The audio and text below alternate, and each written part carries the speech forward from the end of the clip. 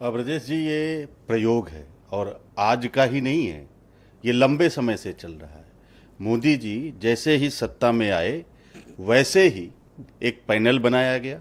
जो 2005 का एनसीएफ था उसमें कुछ लोग जोड़े गए, जैसे सुधा मूर्ति जो इन्फोसिस की चेयरमैन है, गायक शंकर महादेवन जोड़े गए, और जो आरएसएस से संबद्ध संस्कृत भारती है उसके जो संस्थापक सदस्य चामू कृष्ण शास्त्री जोड़े गए, और प्रधानमंत्री के जो अर्थशास्त्री सलाहकार हैं संजीव सान्याल, इन लोगों को जोड़ा गया और इनको ये जिम्मेदारी दी गई कि आप कक्षा 3 से लेके 12 तक का जो पूरा सिलेबस है उसको हमारे हिसाब से बना दीजिए।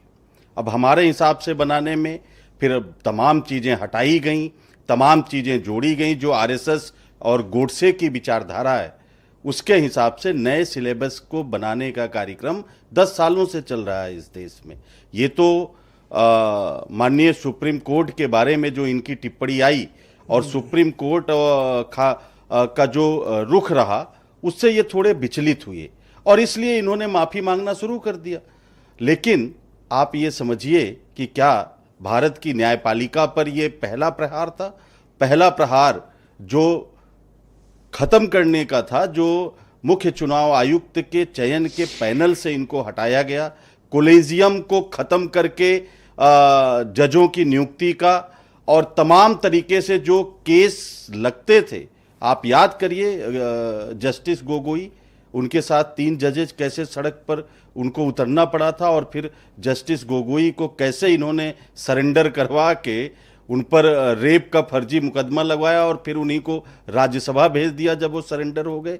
तो ये प्रक्रिया न्यायपालिका को अपने कब्जे में लेने का पहले से ही चल रहा था, जैसे इन्होंने तमाम संवैधानिक संस्थाओं को कब्जे में लिया। एनसीईआरटी में जो तमाम सारे बदलाव हुए ब्रजेश जी, आप एक एक करके देखिए। मैं कहता हूं पंडित जवाहरलाल नेहरू जी, अंबेडकर जी के जो कोट थे, प्रेरक जो उनके वाक्य थे विभिन्न मुद्दों पर, वो हटाए गए। अटल बिहारी वाजपेयी जी ने जो नरेंद्र मोदी को राष्ट्र धर्म के निर्वहन की बात कही थी, 2000 के गोधरा दंगों की जो हकीकत थी, वो सब हटाए गए। भारत के विभाजन के समय जो संघर्ष हुआ उसको शार्ट किया गया। जो जातीय संघर्ष हिंदुस्तान में हुआ, जो तमाम जातियां लंबे तो समय आपके तक, मुताबिक ये जानबूझकर जोड़ा गया? बिल्कुल, ये पूरा सिलेबस गोडसे का जो एक ग्रंथ है, आरएसएस की जो सोच है ब्रजेश जी, उसके हिसाब से ये बनाया जा रहा है, जो समावेशी भारत का संविधान है। आप समझिए, लेकिन माफी तो मांग ली ना मंत्री जी ने, कहा सॉरी। नहीं, सॉरी तो उन्होंने न्यायपालिका पर मांगा, लेकिन जो पीछे बदलाव किए जिनका मैं जिक्र कर रहा हूं जी, उनका बदलाव तो वैसे ही, उस पर तो कोई चर्चा ही नहीं हो रही है। बहुत शुक्रिया सर। मैं जस्टिस राजेश